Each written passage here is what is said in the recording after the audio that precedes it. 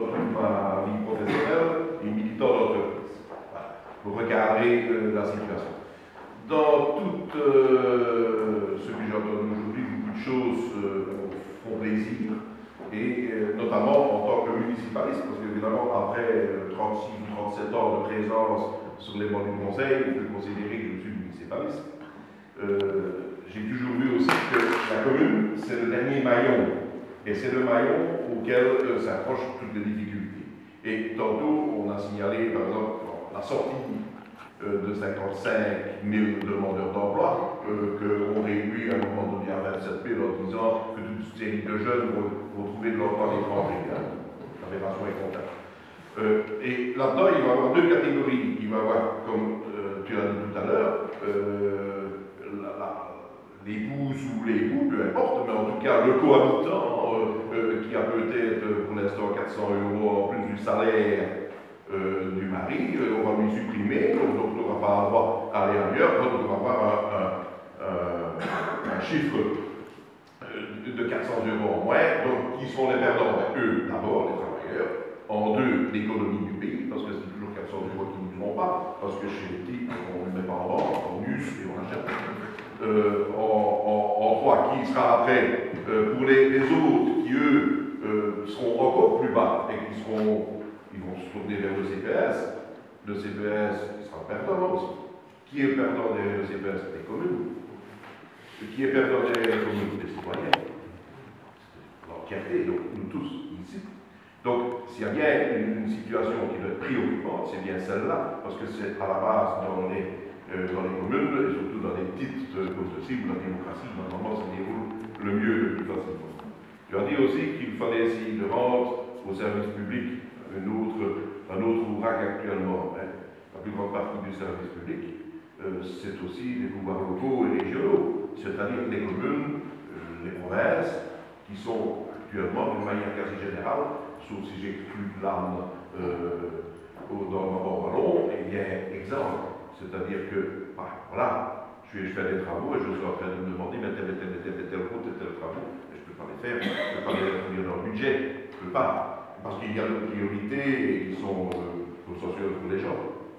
Alors, c'est parce que les dotations au niveau des régions, au niveau du fédéral, n'ont pas suivi. Donc, toutes les communes sont de nouveau en grosse difficulté. On ne sait pas pour l'instant ni remplacer le charroi, ni engager, c'est-à-dire même un personnel supplémentaire qui pourrait bien servir à la situation. Et aussi, au niveau des communes mères, quand nous avons de bonnes mesures, quand nous avons, et nous connaissons une bonne commune, nous avons les versants hauts, nous avons le bas. Il n'y a pas nécessairement le même niveau de vie dans les deux, de manière générale, bien entendu. Eh bien, là aussi, c'est quelque chose, le pouvoir foncier d'un côté, la densification que l'on devrait pouvoir faire dans la vallée, le remplacement de l'habitat actuel est une grande difficulté, alors que sur les hauteurs, les quatre façades commencent toujours à continuer à fleurir dans tous les coins et font que nos endroits un peu plus bucoliques deviennent tout doucement des zones qui sont archibâties. Là aussi, il y a quelque chose, et je rejoins évidemment l'approche de l'écologie, mais il y a la réaction du Belge, parce qu'on n'explique pas, c'est pas parce qu'il est belge, c'est pas parce qu'il est autrement. Si on refuse une éolienne parce qu'elle fait du bruit, moi je voudrais bien refuser la rivière qui est derrière chez moi parce qu'elle fait du bruit quand je la fenêtre. Donc quelque part, on supprime la rivière.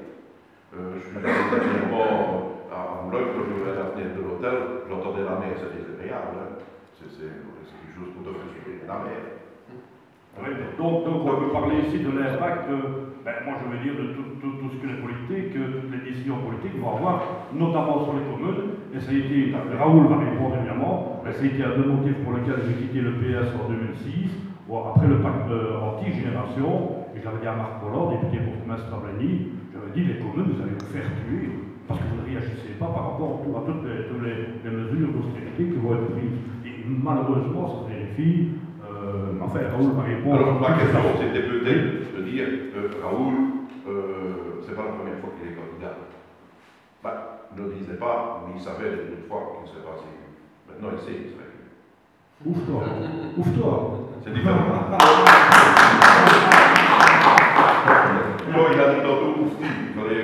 Je dis ouvre pas, moi, donc, quelque part, c'est le pied dedans, où il va falloir passer à l'étage supérieur, à la vitesse supérieure en tout cas, où il va falloir tout ce que l'on vient de dire, essayer avec, je pense, des organisations syndicales, qu'il faudrait parfois essayer qu'elles soient un peu moins sectionnées en centrale, qu'elles soient un peu plus unanimes derrière le mot d'ordre. Quelque part, voilà, c'est le boulot. Le boulot, c'est en partie, comme pour tout autre élu démocrate, donc le boulot de maire, de l'après-maire, de la auquel il y aura des choses à faire. Voilà, merci beaucoup. Alors, monsieur le député d'abord va répondre. Bon, d'abord, voilà, je préfère très bien décrire André plutôt comme témoignage aussi ce qui se passe dans les municipalités. Je pense que, et je ne sais pas sous quelle forme donner résistance, tu me donnes une idée, donc un peu réfléchir sur comment il y a vraiment les oppositions de Gaulle dans certaines communes, mais il y a aussi les communes en tant qu'elles-mêmes comme actrices qui peuvent, si elles veulent, rentrer en résistance. Ce n'est pas une grande tradition en Belgique.